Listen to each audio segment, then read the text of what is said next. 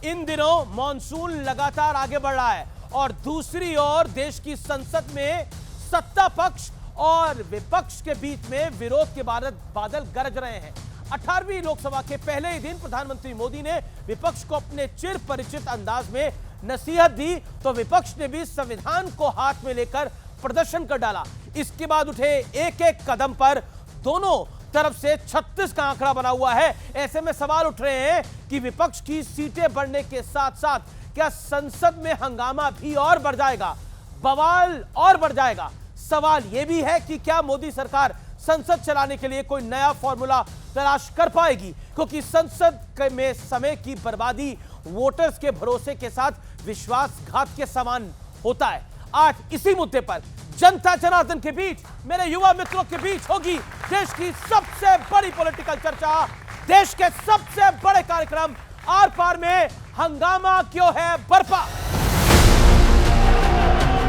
हम मानते हैं कि नेहरू जी और मोदी जी की बराबरी नहीं होती। संविधान, सेंगोल और आपातकाल पर बवाल के बाद अब बारी आई नीट पर हंगामे की। हिंदुस्तान के जो स्टूडेंट्स हैं उनको हम जॉइंट मैसेज देना चाहते थे और इसीलिए हमने सोचा था कि आज स्टूडेंट्स की रिस्पेक्ट करने के लिए हम नीट पर डिस्कशन करें। विद्यार्थियों को आश्वस्त करना चाहता हूं, देशवासियों को आश्वस्त करना चाहता हूं, कड़ी से कड़ी कार्रवाई हम करने वाले हैं। वो सारे कार्यक्रम शुरू हो गई है, सीबीआई की घास गिरने वाला है। जो भी लोग हैं उसकी तह तक हम किसी को भी नहीं छोड़ेंगे। इस हंगामे के बीच बीजेपी सांसद सुधांशु त्रिवेदी ने नीट पर जवाब भी दिया और विपक्ष पर जबरदस्त हमला भी किया। ये 44, 52, 99 अरे मंजिल समझ के बैठ गए जिस पे चंद लोग। हम मानते हैं कि नेहरू जी और मोदी जी की बराबरी नहीं हो सकती। सर्वसम्मति से प्रधानमंत्री के कैंडिडेट बनने वाले मोदी जी और शून्य वोट पाकर प्रधानमंत्री के कैंडिडेट बनने वाले हमारे नेहरू जी। हंगामा इतना जोरदार था कि राज्यसभा में नेता प्रतिपक्ष मल्लिकार्जुन खड़गे खुद वेल तक पहुंच गए। मैं पीड़ित हूं, मैं अचंभित हूं। भारतीय संसदीय परंपरा इतनी गिर जाएगी कि प्रतिपक्ष के नेता वेल में आएंगे। तो आज संसद में जारी जोरदार टकराव पर जनता के बीच होगी देश की सबसे बड़ी बहस। 18वीं लोकसभा, 36 का आंकड़ा। तो आज की चर्चा के बड़े मुद्दे क्या है? 4 बड़े मुद्दे हैं। पहला मुद्दा है विपक्ष की संख्या बढ़ने से क्या संसद चलेगी या थम जाएगी। दूसरा बड़ा मुद्दा है संविधान बचाने के नाम पर हंगामे से किसे नफा और किसे नुकसान होगा। 10 साल बाद एलओपी बनने से संसद के अंदर और बाहर क्या बदल जाएगा। और चौथा बड़ा मुद्दा संसद में अहम बिल पास कराने के लिए सरकार और विपक्ष के बीच में अब टकराव और ज्यादा बढ़ेगा और ज्यादा भीषण होगा ये रण। ये महत्वपूर्ण है। मेरे युवा मित्र हैं, उनके लिए जोरदार तालियां एक बार फिर से। मेरे साथ शिवम त्यागी है, भारतीय जनता पार्टी के नेता प्रवक्ता, उनका अभिनंदन है। शांतनु गुप्ता है मेरे साथ, राजनीतिक विश्लेषक, जोरदार तालियों के साथ उनका अभिनंदन है। राजकुमार भाटिया है, समाजवादी पार्टी के नेता प्रवक्ता, जोरदार तालियों के साथ अभिनंदन करिए। मेरे साथ प्रोफेसर अनवर पाशा है, प्रवक्ता आरजेडी के, उनका अभिनंदन है। विवेक श्रीवास्तव है, नेता लेफ्ट के, उनका अभिनंदन है। तो शुरुआत प्रोफेसर साहब आप ही से करते हैं, क्योंकि लोकतंत्र की दुहाई है और बार बार कहा जाता है कि लोकतंत्र समाप्त हो रहा है, संविधान को बचाना है। ऐसा नरेंद्र मोदी ने बीते 10 साल के अंदर, और बड़ी बात यह है कि बीते 23 साल से वो कोई ना कोई सरकार को हेड कर रहे हैं, चाहे वो गुजरात हो, चाहे वो केंद्र की सरकार हो। नरेंद्र मोदी ने कौन से संवैधानिक कार्य नहीं किए हैं? अमीश जी, पिछले इस इलेक्शन में जो अभी लोकसभा का इलेक्शन संपन्न हुआ, जो सरकार बनी है अभी, उसके नतीजे को अगर आप सामने रख के देखें तो ये बात बिल्कुल साफ हो जाती है कि जनता ने लोकतंत्र के पक्ष में वोट डाला है। और इसलिए लोकतंत्र को बचाने का काम जनता ने इसलिए किया है कि पिछले 10 वर्षों में केंद्र में जो सरकार थी, भारतीय जनता पार्टी की सरकार, बल्कि उस वक्त तो मैं ये नहीं कहूँ कि एनडीए की सरकार थी, वो मोदी जी की सरकार थी। और मोदी जी की सरकार जिस तरह के रास्ते पर चल पड़ी थी, अलोकतांत्रिक तरीके जिस तरह से अपना रही थी, उस अलोकतांत्रिक तरीके से जनता त्राहित थी, आहत थी। एक इंटरवेंशन है अलोकतांत्रिक, जैसे क्या? फॉर एग्जांपल देके समझा दीजिए, आसान हो जाएगा हमारे व्यूअर्स के लिए, हमारे दर्शकों के लिए। ये पहली बार ऐसा हुआ, देश की जो राजनीति है उसमें पहली बार ऐसा हुआ संसद में कि एक बार एक साथ 150 सांसदों को सस्पेंड कर दिया गया।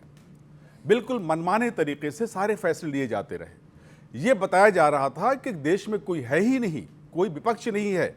जनता को भी इग्नोर करके किसान जिस तरह से बैठे रहे, किसानों ने जिस तरह से बॉर्डर पे अपने 700 किसानों ने जान की आहुति दी, 1 साल से ज्यादा अरसे तक बैठे रहे, मोदी जी ने बिल्कुल उनको नोटिस नहीं लिया। 700 किसान जो मरे वहां, उनको आज तक मोदी जी ने श्रद्धांजलि नहीं पेश की। ये तमाम चीजें क्या बताती हैं?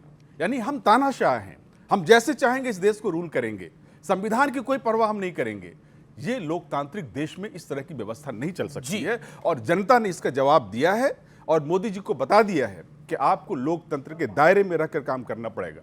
आप जिस तरह से तानाशाही लेकिन रवैया काम मोदी अपनाते को ही हैं, करना पड़ेगा, लोकतंत्र के दायरे में रहकर करना हम भी पड़ेगा। करेंगे। ये बता जनता दी। ने हमें मैंडेट दिया है तो ठीक कि है, हम लगाम लगाएं। जब ठीक है, जब लगाम, वो आपको लगाम लगाने का काम दिया है, उनको चलाने का काम दिया है, ये बात तो स्पष्ट है, ये तो आपने खुद ही बोली। तो शिवम त्यागी, इनको लगाम लगानी है, आपको सरकार को भी चलाना है, देश को भी चलाना है। तो बीते 15 दिनों के अंदर आपने क्या किया है और विपक्ष ने क्या किया है, इसकी रिपोर्ट कार्ड भी आप लोगों ने जारी कर दी है। लेकिन इस बार विपक्ष के तेवर और कलेवर दोनों बहुत जबरदस्त है। क्या भारी पड़ने वाला है ये सदन, ये सत्र? आरजेडी के मेरे मित्र ने कहा कि इस बार जनता ने जो है लोकतंत्र को बचाने के लिए वोट दिया है, यानी कि भारतीय जनता पार्टी को जो उन्होंने वोट दिया है वो लोकतंत्र को बचाने के लिए ही वोट दिया है। अगर कांग्रेस को दे दे तो लोकतंत्र खत्म कर देते हैं हमेशा की तरह। बहुत बहुत धन्यवाद आपका, ये तय कर दिया इस देश की जनता ने इस बार भी। यह अपने आप में बहुत अविस्मरणीय है। 1962 के बाद 64 साल बाद फिर से इस देश में कोई एक ऐसी सरकार आई है जिसने लगातार तीसरी बार आदरणीय प्रधानमंत्री जी को फिर से प्रधानमंत्री बनाया। यह हमारे लिए गौरव की बात है। हमने 15 दिन के लिए तो कहा ही, लेकिन आपने जो विषय खास तौर पर रखा टसल, मैं ऐसा मानता हूं कि जनता ने कुछ सांसद अगर इनके ज्यादा जिताकर भेजे तो वो शायद इसलिए भेजे, कुछ नहीं, काफी ज्यादा हाँ, तो वो शायद इसलिए भेजे कि बहुत ज्यादा शोर नहीं चाहिए, उनको डिस्कशन चाहिए, डिस्कोर्स चाहिए। जैसे यहां पर अभी आपने 5 पैनलिस्ट रखे हैं, आपको अगर डिस्कशन को और वाइड करना होता तो 7-8 रख लेते आप। उसका विषय ये नहीं होता कि हम आपस में लट्ठम लट्ठा करने लग जाते हैं, लड़ने लग जाते हैं। उसका एजेंडा ये होता कि डिस्कशन और वाइड हो जाता। लेकिन शायद ये उसका मतलब समझते नहीं है। संख्या चाहे इनकी कुछ भी रही हो, लगातार कहीं ना कहीं अवरोध उत्पन्न करना, महिला मार्शल को पीट देना, शीशे को फोड़ देना, लगातार हंगामा करना, डिस्कशंस पे वॉकआउट करना, उसी तरह का रवैया इनका रहा है। हमें पूरी उम्मीद है इस बार कि जब संसद चलेगी तो कहीं ना कहीं डिस्कोर्स भी होगा, डिस्कशन भी होगा, जनता के मुद्दों पर बात भी होगी। और मैं मानता हूं कि हम जैसे डिस्कशंस पहले देखा करते थे, शायद उस तरह के डिस्कशंस हो। जी राजकुमार भाटी, अब आपका वक्त है, मैं आपके पास आता हूं। डिस्कशन, डिबेट, डेलिब्रेशन, यानी जो ट्रिपल डी का फॉर्मूला है ये होना चाहिए। यानी चर्चा विमर्श जरूरी है, लेकिन हंगामा भी जरूरी है, आपको लगता है? और हर विषय पर हंगामा जरूरी है, हर विषय पर तलवार खींची रहे ये जरूरी है सत्ता और विपक्ष के बीच में, पक्ष और विपक्ष के बीच में? बिल्कुल जरूर नहीं है। बहुत काम सहयोग से भी चलाए जा सकते हैं, आपसी सद्भाव से चलाए जा सकते हैं, मेलजोल से चलाए जा सकते हैं, बशर्ते कि दोनों पक्ष उसके लिए आगे बढ़ें। जी, एक पक्ष संसद में खड़ा होकर ये ना कहे कि एक अकेला सब पर भारी। ये जो भाषा है, एक अकेला सब पर भारी, ये तानाशाही की भाषा है। हम की जो भाषा है, हमारा संविधान भी हम शब्द से शुरू होता है। हम भारत के लोग, भारत को एक सर्वप्रभुत्व, आप भी तो उस एक अकेले के पीछे ही पड़े हुए हो, पूरी सरकार में किसी का नाम नहीं लेते, उस मोदी का ही नाम लेते हो। दूसरी बात जी, आपने कहा क्या बदला, इस बात देखो क्या बदला हुआ है जी। हमारे भाई शिवम त्यागी भी आशान्वित हैं कि इस बार बढ़िया काम होंगे, और हम भी आशान्वित हैं कि इस बार बढ़िया काम होंगे। तो इस देश की महान जनता को प्रणाम, जिसने दोनों पक्षों को आश्वासन दिया है कि इस बार बढ़िया काम होंगे। ये जनता की उपलब्धि है। सरकार की जहां तक बात है, इस बार संसद में, जैसा अभी आप पासा साहब से पूछ रहे थे, इन्होंने 1-2 उदाहरण दिए। कुछ उदाहरण ये भी हैं कि कृषि बिल बिना कृषि मंत्री की सलाह के और बिना किसानों की सलाह के लाया गया, ऑर्डिनेंस से लाया गया। नोटबंदी बिना वित्त मंत्री को बताए, रिजर्व बैंक के गवर्नर को बिना बताए की गई। अग्निवीर योजना बिना रक्षा मंत्री की जानकारी के आई। जब इस तरह के फैसले लिए जा रहे थे तो उसे तानाशाही कहते हैं। इस बार ऐसा नहीं हो पाएगा। इस बार कोई ये दावा नहीं कर पाएगा कि मैं, इस बार सरकार, जो आपने एक बात और कही कि 23 साल से हैं सरकार में, लेकिन इस बार परिवर्तन ये है कि पहले बीजेपी की पूर्ण बहुमत की सरकारें नहीं हैं, चाहे गुजरात हो और चाहे केंद्र हो। इस बार वो बैसाखियों पर टिकी हुई सरकार है, और बैसाखी भी वो 2 हैं।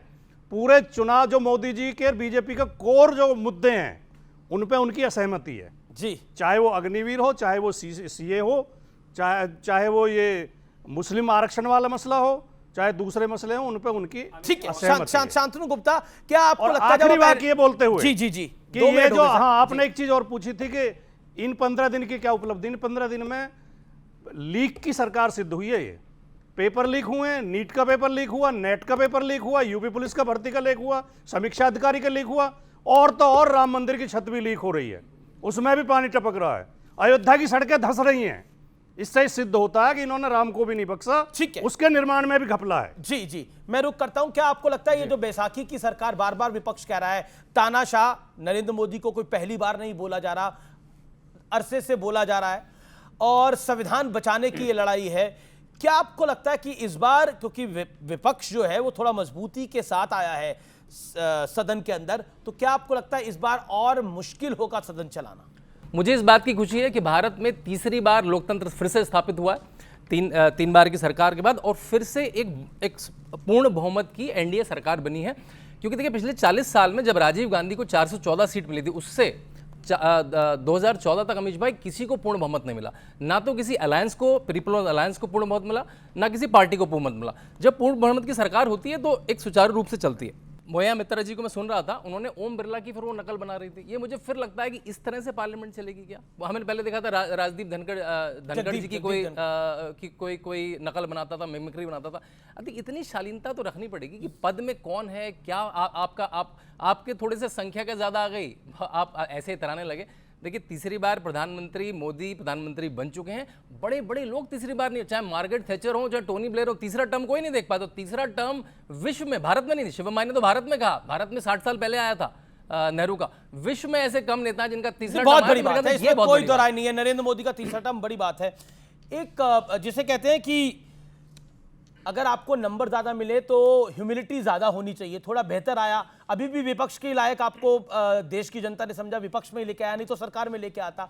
लेकिन ह्यूमिलिटी आने की बात जो होनी चाहिए थी, उसमें ऐसा लग रहा है कि अब जैसा बीजेपी आरोप लगा रही है कि अक्खड़पन आ गया है कि अब हमारी सुननी पड़ेगी, हमारी नहीं सुनोगे तो तुम तानाशाह, हमारी नहीं सुनोगे तो तुम संविधान बदलने जा रहे हो। यह नैरेटिव बिल्ड करने का विपक्ष ने प्रयास किया कि बीजेपी आएगी संविधान बदलेगी, मोदी आएगा तो संविधान बदलेगा। 10 साल से मोदी है जी, कौन सा संविधान बदल गया? संविधान तो एक ही बार ही रोका गया इस देश के अंदर, जो इंदिरा गांधी ने रोका था। आपके इतिहास की पुस्तकों में बच्चों को क्या पढ़ाया जाएगा, यह तक बदला गया है इस देश के अंदर। जेएनयू जैसी संस्थाओं को खत्म करने की कोशिश की गई है, और ये जो बदलाव आया है ये यहां बैठे हुए युवा लेकर के आए हैं। नीट के लिए एजिटेशन चल रहा था, मैं खुद गया हूं और झज्जर होकर के आया हूं। हरियाणा के लड़कों ने बड़ी मेहनत करके अपने खेतों में से पैसे बचा बचा के, जो गरीब किसान है, कोचिंग दिलवा करके बच्चों के पेपर दिलवाए। तुम चोरी करके बैठे हो, और जो मिनिस्टर एचआरडी रिजाइन नहीं कर रहा है, प्रधानमंत्री वक्तव्य नहीं दे रहा है। हंगामा नहीं होगा? होगा, बिल्कुल होगा। अगर आप इस तरह की चीजें करेंगे हंगामा होगा। फिर हमने हल्ला मचाया, डर के मारे नेट की परीक्षा इन्होंने रोक दी। एक साल तक लड़के बैठ करके अपने इम्तिहानों की तैयारी करते हैं कि पीएचडी में दाखिला हो जाए, कोई टीचिंग असाइनमेंट मिल जाए, घर में नौकरी मिल जाए। तो क्या हंगामा ना मचाएं? बिल्कुल मचाएंगे। आप मुझे एक बात बताइए, इस देश की प्रथा रही है, अभी स्पीकर के वाला इशू हुआ था, स्पीकर वाले इशू पे देश की प्रथा है कि आप अपोजिशन के नेताओं को फोन करिए, बुलाइए, मीटिंग करिए, आश्वासन दीजिए और मिलजुल करके। तो राजनाथ जी ने किया फोन? राजनाथ जी ने नहीं किया था, कांग्रेस का आया था ये वक्तव्य कि हम वेट करते रहे। कांग्रेस ने माना, राहुल गांधी ने माना राजनाथ जी का फोन आया था। उन्होंने कहा कि 10 मिनट पहले दोपहर के हमने जल्दीबाजी में फिर एक कैंडिडेट का नाम हमने दिया। तो डिप्टी स्पीकर का पोस्ट हमेशा अपोजिशन को जाना चाहिए। तो तेलंगाना में तो नहीं हुआ ऐसा? अगर नहीं, वो नहीं हुआ तो नहीं हुआ, तो उसको प्रधानमंत्री नहीं हुआ। नहीं, सुनिए, रोल मॉडल, ये कब तक सरकार अपनी कुरीतियों को पुराने किसी विपक्ष के एग्जाम्पल, पुराने के लिए सर नई की बात है। तेलंगाना की सरकार तो 1 साल को कंप्लीट हुआ करना चाहते हैं तेलंगाना को। ओके शिवम त्यागी। देश में 1952, 1957, 1962, 1967, 1969, 1972 तेलंगाना, हिमाचल, कर्नाटका, तमिलनाडु, इनकी सरकार रही। एक भी जगह डिप्टी स्पीकर जो है विपक्ष का नहीं बना। क्यों नहीं बना भाई? क्यों नहीं बना भाई? अरे लोकसभा 52-57 लोकसभा ही है। कब तक गुमराह करोगे? ये इनको 52-57 क्या था? मिनिस्टर अरे एचआरडी कब लोकसभा रिजाइन ही कर रहा है? भाई। मिनिस्टर अभी एचआरडी इनको कब रिजाइन पता कर रहा है? नहीं है। पहले अब ये मिनिस्टर एचआरडी पर पहुंच गए, बिल्कुल सुनिए बोल जरा। रहा मैं। अभी अभी स्पीकर कहा ने ना रुकिए, आपने बीच में नहीं फिर बोलना। एचआरडी मिनिस्टर स्पीकर में ये आइएगा। गुमराह कर रहे हैं। रोकिए लोकसभा जरा, की प्रसाद इनको अच्छा, रोकिए, कौन आपने लगा कहा कर रहा है? बीच में नहीं बोलना। इसको पब्लिक को तय करने दीजिए। वो अपनी बात 40 सेकंड रख ले, फिर आप रख लीजिए। 1952 में लोकसभा, 57 में लोकसभा, 62 में लोकसभा, 67 में लोकसभा, 69 में लोकसभा, 72 में लोकसभा, किसी भी लोकसभा में डिप्टी स्पीकर ऑपोजिशन का नहीं हुआ। लेकिन इनका लोकसभा हुआ की तो बात हुआ। कर रहा हूं, थैंक यू। अब आ गया था, जी, जी। अब आ गया था। इन्होंने कहा कि इतिहास बदला जा रहा है, तो क्या रोमेला थापर का इतिहास पढ़ा है क्या, जिसमें लिखा जा रहा था कि भगत सिंह आतंकवादी है? नहीं पढ़ाना वो इतिहास, बिल्कुल नहीं पढ़ाना वो इतिहास। भगत सिंह कम्युनिस्ट प्लीज, था, बीच ये भी में नहीं, पढ़ाइए। बीच में नहीं, अब इनको भगत कहिए। सिंह एक करके सर मेरा निवेदन स्वीकार करिए। पहले वो 40 सेकंड बोल रहे हैं, फिर आप 40 सेकंड म्यूजिक बोलिए। देना है तो हाथ में गिटार ले लो, मैं गा थोड़ी रहा हूं, रुको भाई जरा। Thank you. अब इसके अलावा एक और चीज, अलग अलग जगहों पर बातें कही गई। एक इन्होंने कहा कि वो एक अकेला सब पर भारी पर बड़ी दिक्कत है इनको। इनकी पार्टी ने 5 यादवों को टिकट दिया है सांसदों का। कहां से हैं वो? एक ही परिवार से। 1994 में जो पार्टी पैदा हुई है, वो पिताजी, चाचा जी, मामा जी, फूफा जी, नाना जी, बेटा जी, उससे बाहर आज तक निकल नहीं पाए और हमें पढ़ा रहे हैं एक अकेला सब पर भारी का पार्ट। प्लीज अपनी पार्टी में कहिए कम से कम के परिवार से बाहर निकले, एक आदमी से बाहर निकले। बोलिए, ये बात आप अपनी पार्टी में बोलिए। राजकुमार भाटी आपका नाम है क्या? ठाकुर कौन है? इनको रोकिए कौन ना है भाई, क्या हो गया? क्या तो परिवारवाद नहीं है। Thank you, thank you. अब एक और चीज, ये आप अपनी पार्टी अब एक और परिवारवाद चीज, नहीं अब है। एक और ठीक चीज। है, अब राजकुमार भाटी आएंगे इसके बाद। अब जी। लोकतंत्र बचाने पर आते हैं। नाना जी को लगा लें, दादी जी को लगा लें, पिताजी को लगा लें, उसके बाद माता जी सुपर किसके प्राइम नाना जी, मिनिस्टर, किसके दादाजी, किसके पिताजी? जो आजकल संविधान लेकर घूमते हैं राहुल गांधी, तो यही सब बोले उनका जा रहे हैं। एक सेकंड। उनके समय में इस देश में 64 बार संविधान में संशोधन हुआ। इस देश में इमरजेंसी लगी। इमरजेंसी में इस देश में अप्रोक्सीमेटली 15% संविधान बदल दिया गया। वो आज आकर जो है लोकतंत्र में खड़े होकर कहते हैं कि नहीं नहीं संविधान की रक्षा हम करेंगे। अरे अपने खानदान से कर लेते तो इस देश को ये देखने की हिम्मत ना पड़ती, जरूरत ना पड़ती। विषय साफ है। इस देश में संविधान, लोकतंत्र अगर स्वयं बाबा भीमराव अंबेडकर भी आ जाएं तो नहीं खत्म कर सकते। हां, कुछ लोगों को उसकी आड़ में अपनी सत्ता जरूर बनाने की कोशिश करनी है, उसकी रोटियां जरूर राजकुमार भाटी की इस वजह से ये ड्रामा। राजकुमार भाटी, क्या पॉलिटिकल गिमिक करने के लिए बार बार संविधान की आड़ ली जा रही है? क्योंकि संविधान को बदलने का ऐसा कोई ट्रैक रिकॉर्ड नहीं है भारतीय जनता पार्टी का, एनडीए का ऐसा कोई ट्रैक रिकॉर्ड नहीं है, लेकिन कांग्रेस का जरूर ट्रैक रिकॉर्ड है संविधान में संशोधन करने का। नहीं, आप अगर रिकॉर्ड उठा के देखेंगे तो संविधान बदलने का सबसे पहला बयान भारतीय जनता पार्टी के फैजाबाद से सांसद लल्लू सिंह ने दिया।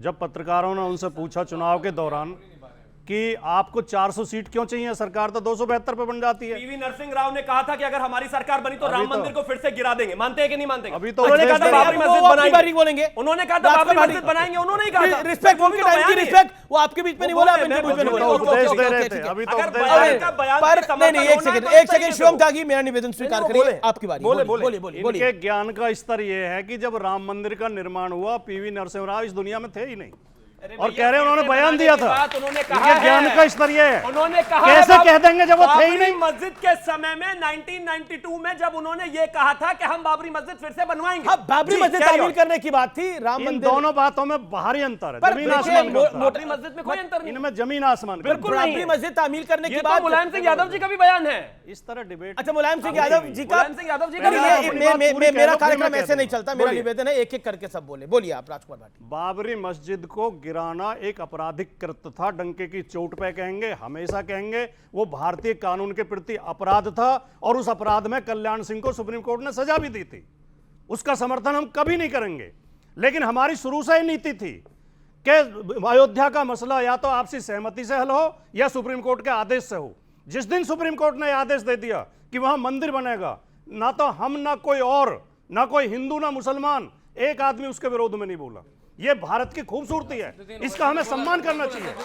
ये अपनी वोट की राजनीति के लिए सांप्रदायिकता फैलाते हैं, फर्जी बयानबाजी करते हैं कि मुलायम सिंह जी ने कहा था, नरसिंह राव ने कहा था। इससे आम आदमी के अंदर घृणा फैलती है और उनमें झगड़े होते हैं। वोट के लालच में इस तरह के गैर जिम्मेदाराना बयान नहीं दिए जाने चाहिए। पर नहीं, एक दूसरी बात, मुझे ऑन रिकॉर्ड एक चीज रखनी पड़ेगी। पीवी नरसिम्हा राव ने ये पार्लियामेंट के पटल पे कहा था कि हम बाबरी मस्जिद तामील करेंगे, जब तक पॉइंट नंबर मंदिर 1। निर्माण और नहीं मुलायम हुआ सिंह यादव को कि उस समय वो उत्तर प्रदेश के अनडिवाइडेड उत्तर प्रदेश के सीएम थे, उन्होंने भी कहा था कि हमें मौका मिलेगा तो हम तामील करेंगे। और वही दौर था जब कांग्रेस और सपा के बीच में एक बड़ा कंपटीशन हुआ मुस्लिम वोट का। देखिए जो फैक्ट है वो फैक्ट निर्धारित रहेगा। नहीं, फैक्ट हमारा फैक्ट भी सुन लो जी।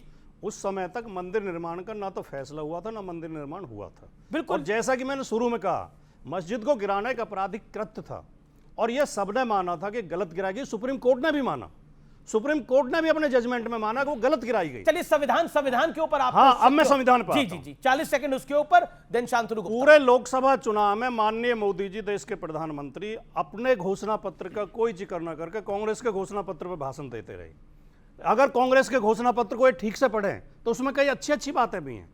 संसद कुछ बुरी भी थी पर संसद सत्र के बारे में कांग्रेस ने अपने घोषणा पत्र में लिखा कि हम सरकार में आएंगे तो वर्ष में 100 दिन सत्र चलाएंगे। नंबर 1 बात। दूसरा, उन्होंने कहा सप्ताह में 1 दिन का दिन इस बात के लिए होगा कि विपक्ष के एजेंडे पर बहस होगी संसद के अंदर। और तीसरा, उन्होंने कहा लोकसभा अध्यक्ष किसी पार्टी का सदस्य नहीं होगा, वो निष्पक्ष रहेगा। तो इन बातों को भी तो अपनाएं। ये भारतीय जनता पार्टी के अगर लोकतंत्र में, संविधान में आस्था है, संविधान, लोकसभा अध्यक्ष किसी पार्टी का सदस्य नहीं होगा तो वो फिर कैसे बनेगा? मतलब मेंबर ऑफ लोकसभा में कैसे पहुंचेगा? मेंबर ऑफ पार्लियामेंट अध्यक्ष बनने का ये परंपरा रही है। अब ये दोनों पढ़े लिखे आदमी हैं। इस तरह की बात परंपरा रही ये है? शांतनु गुप्ता अरे अब आपने बोला शांतनु गुप्ता, ये मतलब क्या ये परंपरा रही है लोकसभा अध्यक्ष किसी पार्टी का ना रहे? यस, चुने जाने के बाद, चुने जाने के बाद तो माना ही जाता है कि वो किसी पार्टी के नहीं होंगे। देखिए मैं इसकी बात करूंगा कि संविधान बदल जाएगा। आर्टिकल 368 आपको संशोधन की प्रणाली देता है और 106 संशोधन हो चुके हैं, जिसमें से 8 संशोधन बीजेपी की सरकार ने करे हैं अभी 10 साल में। उसमें मैं 2 संशोधन बताऊंगा। 33% रिजर्वेशन महिलाओं का होना चाहिए विधानसभा में, लोकसभा में, वो एक संशोधन था। 10% ईडब्ल्यूएस का रिजर्वेशन मिलना चाहिए, ये 10 साल में एक संशोधन था। ओबीसी की जो जाति है वो स्टेट अपने आप निर्धारित कर सकता है, ये संशोधन था। सारे प्रो रिजर्वेशन संशोधन थे उन 8 संशोधन में। पर नैरेटिव बिल्ड करने का प्रयास हुआ। नैरेटिव करा, झूठा वीडियो अमित शाह का चला देंगे, झूठे अगर आप वो गारंटी कार्ड बांटेंगे और उस पर चुनाव जीत के इतराएंगे तो देखिए फिर वो एक बार तो चल जाएगा, बार बार नहीं चलेगा। मैं फिर बोलता हूं कि भारतीय जनता पार्टी जो है वो अपनी रणनीति बहुत कारगर तरीके से बनाती है। जिस तरह का फेक वीडियो अमित शाह का चलाया गया और जो 9 दिन बाद सामने आया, उसका एक डैमेज भारतीय जनता पार्टी को उत्तर प्रदेश, महाराष्ट्र के इलाकों में हुआ। लेकिन उसके बाद तो बीजेपी ने अपने चुनाव में कमबैक करा, वो भी काबिल तारीफ था। यानी एक प्रचार करने में विपक्ष जो था वो कामयाब रहा, लेकिन बीजेपी ने भी कमबैक करा, नहीं तो ये बीजेपी का नंबर और कम हो सकता था। लेकिन बीजेपी का कमबैक सॉलिड था, इसलिए बीजेपी 240 पे आई है।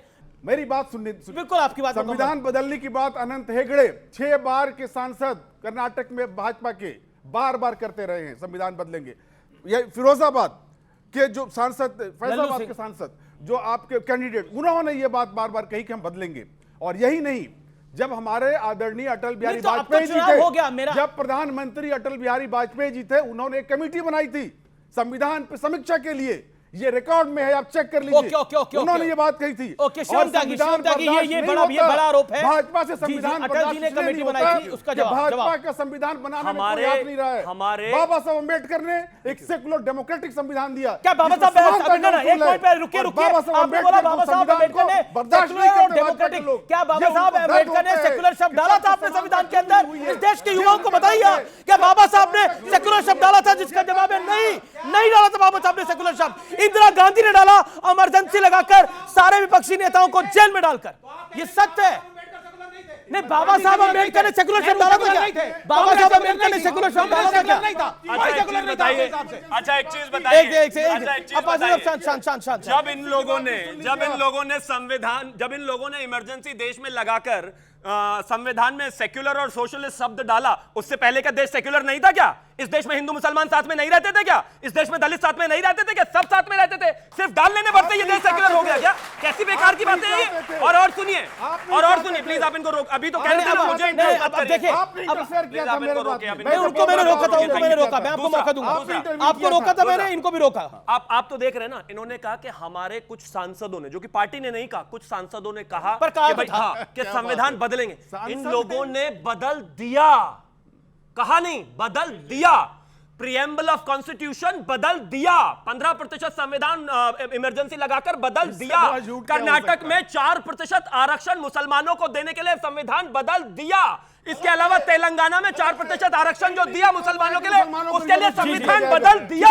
ये बदल देने वाले गलत नहीं है, हम बोलने वाले गलत हो गए। इमरजेंसी के बारे में जो बात आप कर रहे हैं, ये फटा हुआ ढोल है। ये 45-50 साल पुराना फटा हुआ ढोल है। ये फट गया ढोल। ये 50 साल के हैं, ये कौन से वाले क्या हैं बताइए जरा। आप इस जनता मतलब 50 साल का आदमी फटा हुआ वही हो जाता है कि आपने जो संविधान के साथ किया है, दुर्गत आपने संविधान के 10 वर्षों में किया है, उसका जवाब दीजिए। जनता वो जवाब पूछती है। अगर आप भूतकाल में जाकर के बात करेंगे तो आपको यह भी जवाब देना पड़ेगा कि 1942 में जब स्वतंत्रता का आंदोलन चल रहा था, भारत छोड़ो आंदोलन चल रहा था, आप ब्रिटिश गवर्नमेंट की हिमायत में खड़े थे। अच्छा सर, आपने बोला आप इसका भी जवाब जनता मांगेगी। गांधी जी की हत्या किसने करी, सबको पता है, गोडसे ने करी। आपका गोडसे से क्या रिश्ता रहा है, ये भी जनता जानना चाहेगी। एक सवाल ये भी जनता को बताइए। आप एक तरफा नहीं होगा, ये भी जनता को बताइए। आपने बोला कि ये जो इमरजेंसी का जो काला दौर था, ये फटा हुआ ढोल है, 45-50 साल से ये फटा हुआ ढोल चल रहा है, आपने ये बोला। मैं ये जानना चाह रहा हूँ, लालू यादव जी जो आपकी पार्टी के बहुत वरिष्ठ नेता हैं, मतलब सर्वोच्च नेता है, उनकी सुपुत्री जो सांसद बनी है अभी, मीसा, उनका नाम मीसा क्यों रखा गया? मीसा भारती नाम है। मीसा क्यों नाम रखा गया था? देखिए, ऐसा है अमीश जी कि इमरजेंसी को मैंने इसलिए फटा हुआ ढोल कहा कि इमरजेंसी आपातकाल। मैं बिल्कुल आपकी बात में समझ गया। मैं पूछ रहा हूं लालू जी की बेटी का नाम मीसा भारती क्यों, मीसा क्यों रखा गया था? जब लालू जी जेल में थे तब उनकी पैदाइश जेल में क्यों थे, इसलिए उनका नाम रखा गया था। जेल में क्यों थे? इमरजेंसी गलत थी, हम ये कहते हैं डंके की चोट पर। हमने लड़ाई की थी उसके खिलाफ, हम लड़े थे उनके खिलाफ, हम उनके खिलाफ लड़े थे।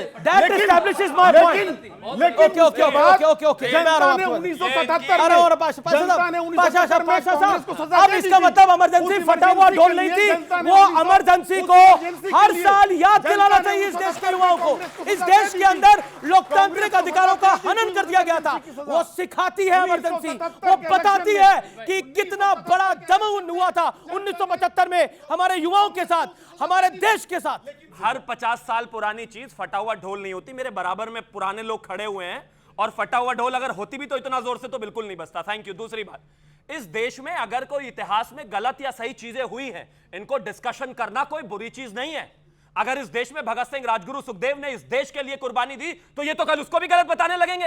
अगर इस देश में अंग्रेजों ने इस देश के साथ गलत किया, ये तो कल उसको भी अच्छा बताने लगेंगे। भगत सिंह को आतंकवादी कहते हैं। में इमरजेंसी में एक दिन में 900 देश के नेताओं को उठाया गया था। सिर्फ ये कहने भर से आपकी गिरफ्तारी हो जाती थी कि इंदिरा जी की सरकार गिरनी चाहिए। इतनी सी बात कहने से लोगों ने जेल में बंद, अपनी जान चली गई, उनकी पूरा परिवार चला गया। राजनाथ सिंह जी जो हमारे इस समय के डिफेंस मिनिस्टर हैं, उनकी माता जी चली गई इस दुनिया को छोड़कर, उनसे मिलने नहीं दिया गया, और यहां पर आज आकर भाषण देते नहीं। लोकतंत्र खतरे में, कोई खतरे में नहीं है।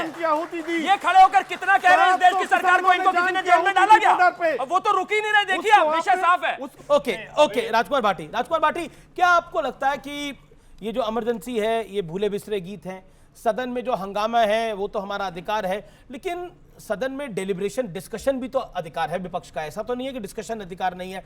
अगर आप अभी क्योंकि स्पीकर की बात हो रही थी, तो टीएमसी ने एक बात बोली कि कांग्रेस ने हमसे चर्चा नहीं करी लेकिन वन साइडेड फैसला ले लिया। तो यानी डेलिब्रेशन तो इंडिया अलायंस में भी नहीं है ना, और आम आदमी पार्टी तो अलग ही चल रही है, मतलब कांग्रेस और आम आदमी पार्टी तो अलग हो ही गए हैं। यानी आपका कुनबा भी जो जिसकी जितने संख्या आई, उसके बाद धीरे धीरे अलग थलग हो ही रहा है। नहीं, मैं निसंकोच ये स्वीकार करता हूँ कि 1975 में कांग्रेस सरकार द्वारा इमरजेंसी लगाना भारत के इतिहास पर एक कलंक की तरह है, और वो लोकतंत्र और संविधान का स्थगन था, लेकिन वो हमें बहुत शिक्षा भी देता है। 1975 में कांग्रेस ने इमरजेंसी लगाई थी, जब 77 में चुनाव हुए तो पूरे देश में कांग्रेस का सफाया हो गया और इंदिरा गांधी खुद चुनाव हार गई। तो ये इस बात का सबूत, और उस समय पूरा देश इमरजेंसी के खिलाफ खड़ा था। अब जो 10 साल से इमरजेंसी इस देश में अघोषित लगी हुई है, उसके खिलाफ भी ये देश खड़ा हुआ है और विपक्ष खड़ा हुआ है, विपक्ष का फर्ज बनता है। दूसरी बात, संविधान का सवाल आपने बहुत महत्वपूर्ण पूछा। संविधान बदल देंगे, ये जनता में भ्रम इसलिए पैदा होता है क्योंकि भारतीय जनता पार्टी और आरएसएस की कभी संविधान के प्रति आस्था नहीं रही। जब 26 नवंबर 1949 को हमारा संविधान सभा में स्वीकृत किया गया, तो उस समय के आरएसएस के प्रमुख गुरु गोलवलकर जी ने इनका जो अखबार निकलता ऑर्गेनाइजर उसमें बाकायदा लेख लिख के कहा कि ये संविधान कटिंग पेस्टिंग का संविधान है, हमें स्वीकार नहीं है, हमारा संविधान मनुस्मृति पर आधारित होना चाहिए। और ये समय समय पर हिंदू राष्ट्र बनाने का नारा देते रहते हैं। हिंदू राष्ट्र तब बनेगा जब ये संविधान बदला जाएगा। जब तक बाबा साहब मेरा काउंटर सवाल है, 2/3 बहुमत चाहिए, तो बीजेपी फुल मेजोरिटी की सरकार 2/3 चाहिए। बीजेपी तो 2/3 थी। नो 303 था बीजेपी का नंबर। 2/3 कहां से होगा? तो एक सेकंड, 543 में से 303 2/3 कैसे? पर अलायंसेस के साथ तो हो ही जाता है ना। अलायंस सहयोग नहीं करेंगे उसमें, इन्हें 370 चाहिए थी। और ये कहते हैं, बार बार कहते हैं, और ये जो संविधान बाबा साहब का संविधान जब तक जिंदा है, ये देश ना तो मुस्लिम राष्ट्र बन सकता है, ना हिंदू राष्ट्र बन सकता है, ना सिख राष्ट्र बन सकता है। ये लोकतांत्रिक राष्ट्र है। बार बार ये कहा जाता है कि बार बार एक ही बात कही जाती है कि देखिए 2/3 बहुमत नहीं था, लेकिन जो फैक्ट है, फैक्ट ऑफ द मैटर मुझे रखना पड़ेगा।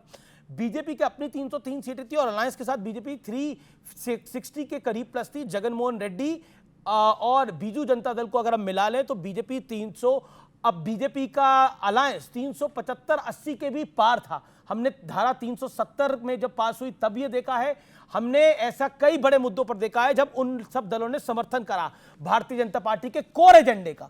पॉइंट ये है कि मोदी ने तब नहीं बदला तो मोदी अब क्यों बदलेगा? लेकिन ये एक नैरेटिव है। और शिवम त्यागी, देखिए जो नैरेटिव होता है उसके साथ झगड़ा आपको करना पड़ता है, उससे निपटना पड़ता है। विपक्ष ये एक नैरेटिव बनाने में कामयाब रहा कुछ हद तक कि आप संविधान बदलने के लिए आ रहे हो, लेकिन आपकी ऐसी कोई मंशा नहीं थी। प्रधानमंत्री मोदी ने मेरे इंटरव्यू में इस बात को बड़ी क्लैरिटी के साथ रखा और पब्लिक रैलीज में भी रखा। लेकिन क्या आपको लगता है कि विपक्ष को लग रहा है ऐसा कि एक बार जैसे कोई मीठा चख लेता है तो उसको लगता है कि दूसरी बार भी फायदा मिल ही जाएगा? नहीं ऐसा अमित जी, या फिर इसको दूसरी तरह इस तरीके से ले सकते हैं कि जिस बच्चे का माँ बाप को पता हो कि यह आदमी गारंटीड फेल होना है, अगर उसके 33% आ जाए तो भाई साहब पड़ोसियों तक मिठाई बंटती है, तो हंगामा तो इनका जायज है।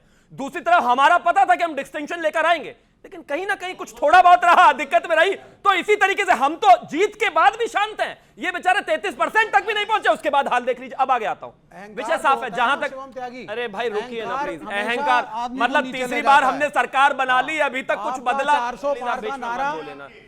63 कम होने के बाद भी इतिहास में कोई कर नहीं पाया नेहरू जी के अलावा ये जो हमने किया। वाले 5 सालों में हम दिखाएंगे आपको आपके भाई, लेकिन 64 साल में तीसरी बार सरकार कोई नहीं बनी, अकेले थी, कोई नहीं बनी, अकेले नेहरू जी की थी। अब अमित जी ये देखिए, अब ये तीनों बोलेंगे, आप बोलने नहीं देंगे। बिल्कुल। अच्छा बताइए, तीसरी बार प्रधानमंत्री नेहरू जी के अलावा कौन बना? कौन बना जिसने 5 साल सरकार चलाई? नहीं बना कोई भी। अरे बना कौन? बना कौन? वो बोल रहे हैं जिनका अपना खुद का आज तक जीवन में एक बार भी प्रधानमंत्री नहीं बना, कुछ भी। Thank you. नेहरू जी अकेले अपनी पार्टी की बहुमत से बने। Thank you. वैसे एक सेकंड, दिस रिमाइंड्स मी, वैसे आरजेडी किस बात के लिए सेलिब्रेट कर रही है? क्योंकि उनकी सीटें तो बड़ी कम आई है, मतलब 0 से 5 हो गए सपा का मान लेता हूं मैं। लेफ्ट और आप किस बात की मोहब्बत सेलिब्रेशन कर रहे हैं? आपका तो बहुत बुरा हाल हुआ है बिहार के अंदर। अमीश देवगन जी, आरजेडी को आज भी बिहार में इंटरेस्टिंग व्यूअर्स, देखिए ये लोकतंत्र की खूबसूरती है। मेरे को लगभग आज 22-23 साल हो गए पत्रकारिता करते हुए। अगर हम देखें तो अटल जी की सरकार देखी, डॉक्टर मनमोहन सिंह की सरकार देखी, नरेंद्र मोदी जी की सरकार हमने देखी। तो एक इंटरेस्टिंग एनेक्डोट है, देखिए आम आदमी पार्टी जो पंजाब के अंदर जिसका सुपड़ा साफ हो गया है, मतलब 3 सीटें आई हैं पिछली बारी, और जो 13 सीटें हैं वहां पर, उसमें से 3 सीटें आई हैं। दिल्ली में उनकी अलायंस के बाद, यानी उन्होंने कांग्रेस के साथ एक अलायंस करा, उसके बाद भी उनकी 1 सीट नहीं आई है। वो आम आदमी पार्टी भी खुश है। आरजेडी हमारे सामने बैठी हुई है, इनके प्रवक्ता साहब, इनकी पार्टी को भी बड़ा नुकसान हुआ है। बिहार के अंदर इनकी भी कोई खास सीटें नहीं आई हैं, बुरी गत हुई है। जो उधर लेफ्ट पार्टी के हैं, इनका केरल में कांग्रेस ने इनको साफ कर दिया है पूरी तरह से, और बंगाल में ममता दीदी ने इनको साफ कर दिया है। हालांकि बंगाल में बीते 10 साल में 0 ही चल रहा है इनका, लेकिन सेलिब्रेशन मोड ऐसा है कि अब खुद अगर व्यक्ति अच्छे नंबर ना प्राप्त कर पाए, लेकिन सामने दोस्त की खुशी में खुश है, ये इस तरह का तरीका है। ये मैं पब्लिक के बीच में बात बोल रहा हूं। आरजेडी की तरफ से करेक्शन, एक मिनट आरजेडी की 1 सीट भी नहीं थी पिछले पार्लियामेंट में, 4 है अभी, हम बड़े हैं। तो 4 के लिए लड़े थे, 4 की खुशी है। बीजेपी आ गई और हारा हुआ किसको बता रहे हैं? जिसकी 240 है, 4 वाला 240 को हारा हुआ बता रहा है। 3 से आगे 240 सर, फिर ऐसे में तो ऐसे है। Still we are marching ahead. देखिए बात अमीश जी, चलिए आप खुश रहिए भाई, आपकी खुशी में हम सब शामिल हैं। ऐसी कोई बात नहीं है, सब ताली बजा दो भाई। बिहार में वोट शेयर सबसे ज्यादा है। शुक्रिया। मतलब 4 सीटों के लिए ताली बजवा दी और क्या करिए अब उनका। अब देखिए आप ओके रुकिए सर, क्या दो इंडिया अलायंस का क्या पार्ट दो है। सीटें बढ़ रही हो तो मैं कर दूं, 2 मिनट दे दूं, इंडिया अलायंस लेकिन का अब पार्ट है। शांतनु गुप्ता को आने दीजिए। काफी देर से शांत है, बोलने दीजिए। नहीं मैं बिल्कुल मौका दूंगा आपको। शांतनु मैं बोलूंगा पहले। अच्छा बोलिए, 30 सेकंड बोलिए।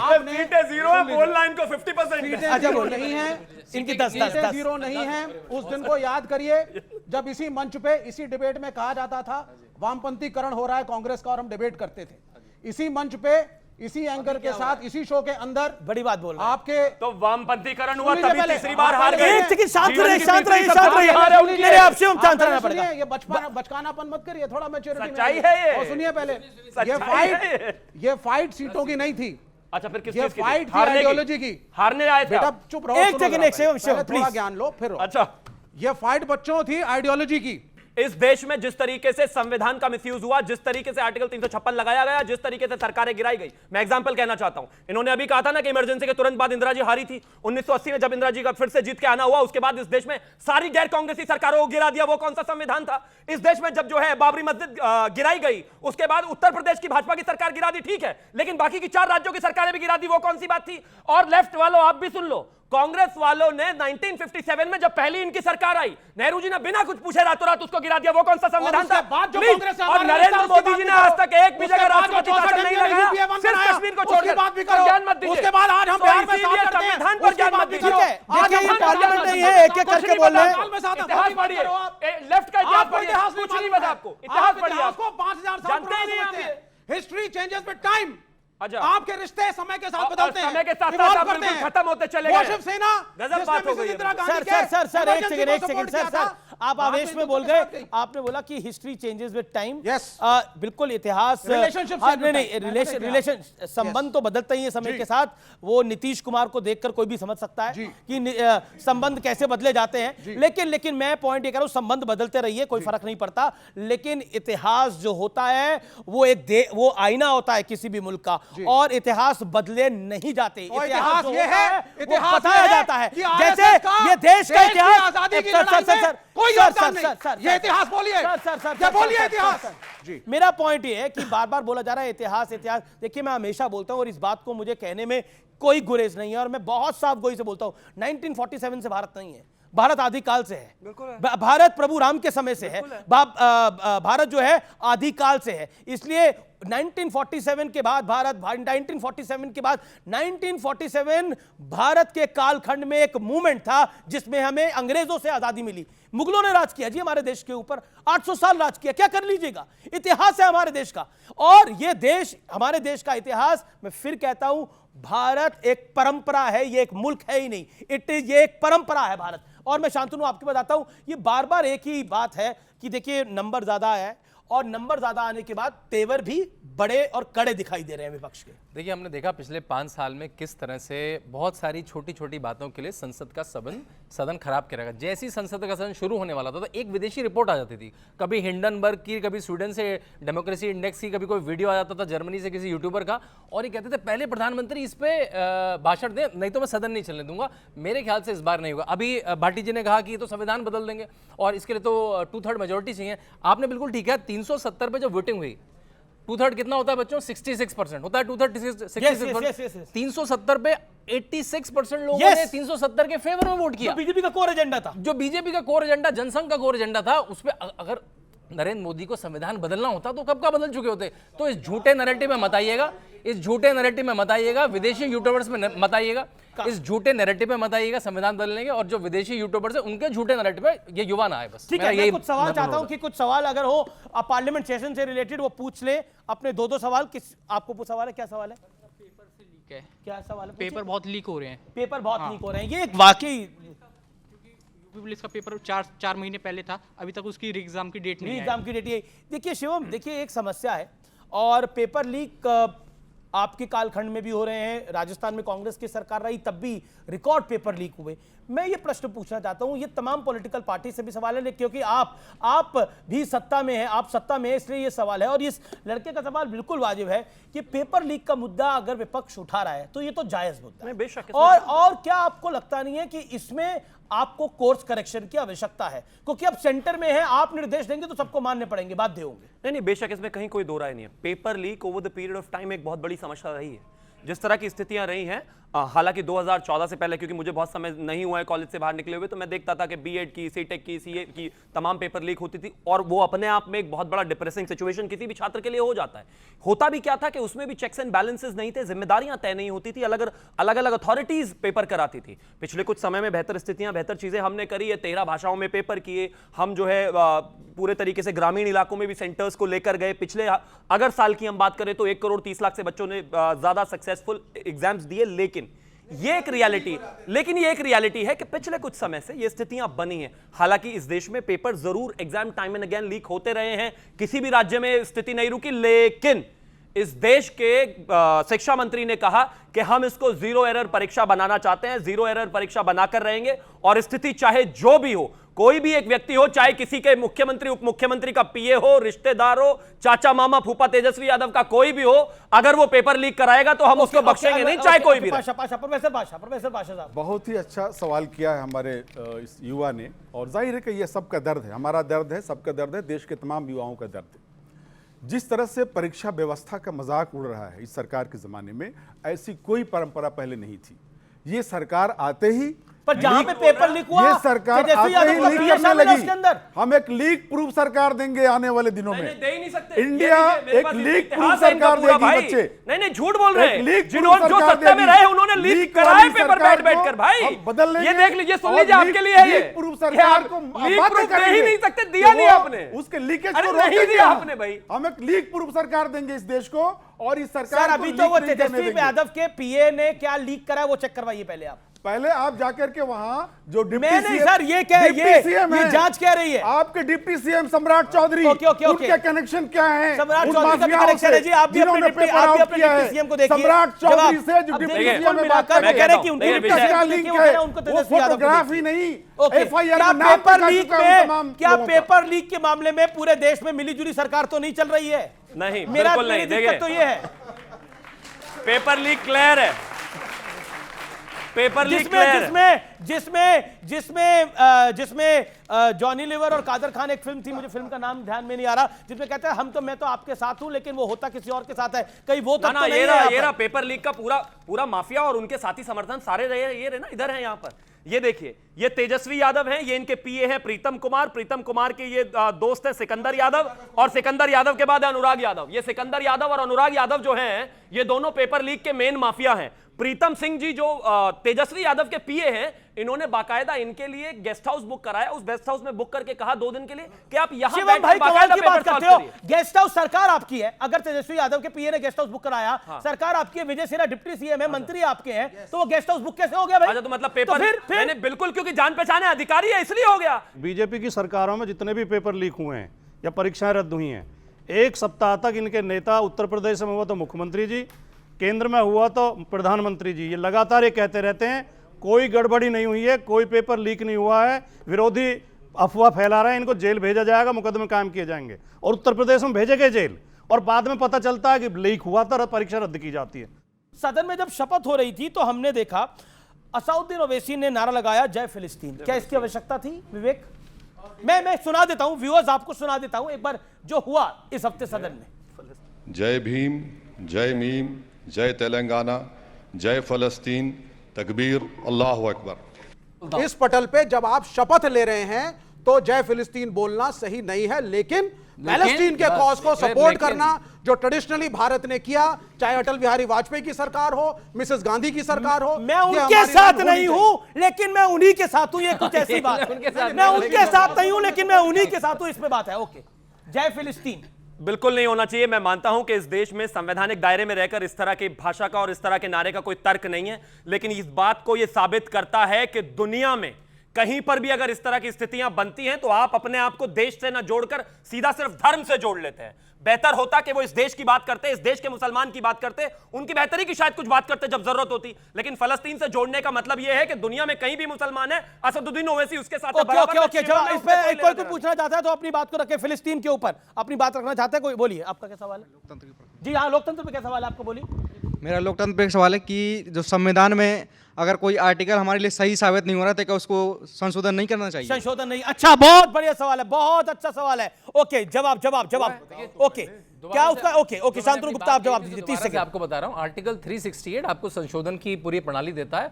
भारत के संविधान में 106 संशोधन हो चुके हैं और पिछले 10 साल में 8 संशोधन भाजपा की सरकार में करे और होते रहते हैं। तो इसलिए ये संविधान बदल जाएगा, इस बहकावे में मत आइए। संविधान कोई नहीं बदल सकता, संशोधन होते रहेंगे।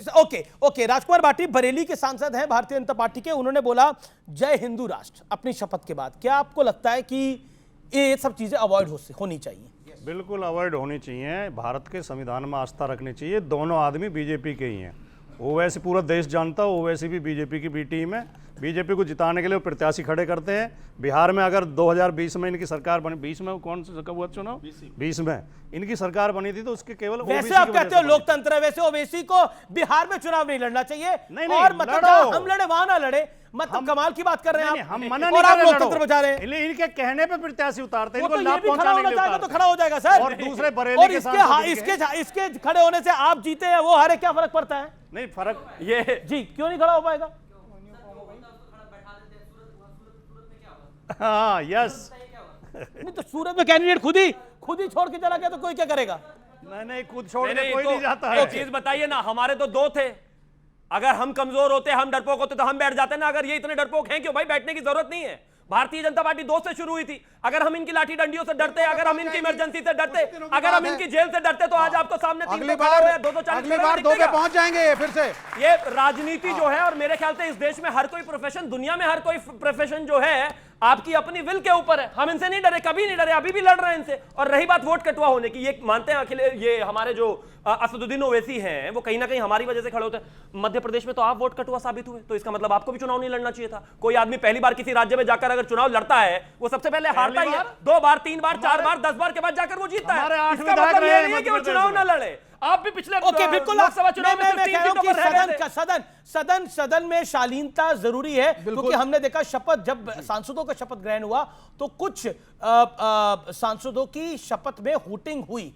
क्या आपको लगता है वो जायज था? विवेक, क्या आपको लगता है कि वो अवॉइडेबल है? बिल्कुल अवॉइडेबल है। ऐसा लग रहा है कि हूटिंग करने से कुछ बड़ी लाइमलाइट मिल जाएगी। नहीं, ये गलत है, नहीं होना चाहिए। मर्यादा हम सब, और विपक्ष ने करी नहीं, वो जो मैं चाहे विपक्ष में हूं तब भी मैं बोलूंगा hooting is not the way. और जो हमारे बड़े नेता है, इसके मेरे ख्याल से कोई इस बात को जस्टिफाई नहीं करेगा। दूसरी, आपने आज एक बहुत अच्छी बात कही, आपने आज बहुत अच्छा कहा, आप सीनियर पत्रकार हैं, कि 1947 में हमें अंग्रेजों से आजादी मिली, but we have a long history to go back. Very nice. लेकिन अमीश भाई, एक ये मैसेज भी हमें मिलकर के देश को देना होगा कि हमारी संस्कृति भी समय के साथ बदलती है। आज मैंने शर्ट पैंट पहनी है, बच्चों ने टी शर्ट पहनी है, हम बर्गर भी खाते हैं, हमारे घरों में पिज्जा भी आता है, और हम कपड़े उस तरह से, भाषा इंग्लिश में भी बोलते हैं, इंग्लिश का चैनल भी है आपका। इस प्रकार से जो हमारे बर्गर खाइए, टी शर्ट पहनिए, इंग्लिश भी बोलिए, संस्कृति चेंज टाइम, लेकिन पूर्वज नहीं बदलने चाहिए। अच्छा, एक चीज मैं सिर्फ एक ही चीज कहना चाहता हूं। मैं शिवम त्यागी, मेरे पिता राकेश त्यागी, उनके बाद राम नारायण त्यागी, नत्थू सिंह, छज्जू सिंह, मैं अपने बाप दादा बदल लूंगा क्या? संस्कृति बदल लूंगा? कमाल बात। ये टी शर्ट को बात बता रहे हैं संस्कृति से। सुनिए, मोहम्मद अली को भी देश का हिस्सा मानो। संस्कृति is a way of life, जहां आप जिस तरीके से रहते हैं, को भी एक्नॉलेज करो, देश का सम्मान करते हैं, वो सब ऐसे ही चलेगा। जो संसद में नारे लगे, जो शपथ लेते समय किसके खिलाफ लगे और किसके हक में लगे, हित में लगे? इन युवाओं के हित में लगे। नहीं, हूटिंग। एजुकेशन मिनिस्टर जब शपथ लेने आए, वो एजुकेशन मिनिस्टर जो नहीं मानने को तैयार थे कि पेपर लीक हुआ है। समाजवादी पार्टी के नेताओं ने अरुण गोविल तक की तो हूटिंग करी है। प्रदीप जोशी, उनको नहीं हटाया गया आज भी। आज नहीं हटाया गया उनके खिलाफ। ये समाजवादी पार्टी के सांसदों ने तो इवन अरुण गोविल तक की हूटिंग करी है। अब उन्होंने क्या बिगाड़ा था?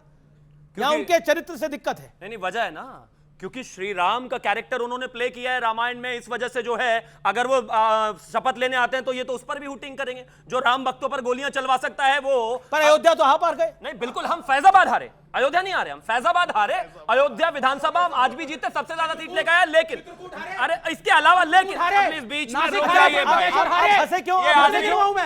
क्यों? जिनकी पार्टी की पैदाइश ही नास्तिक होने से है, वो हमें चित्रकूट हारे बता रहे हैं। जब बातें नहीं मानते, वो हमें चित्रकूट पर ज्ञान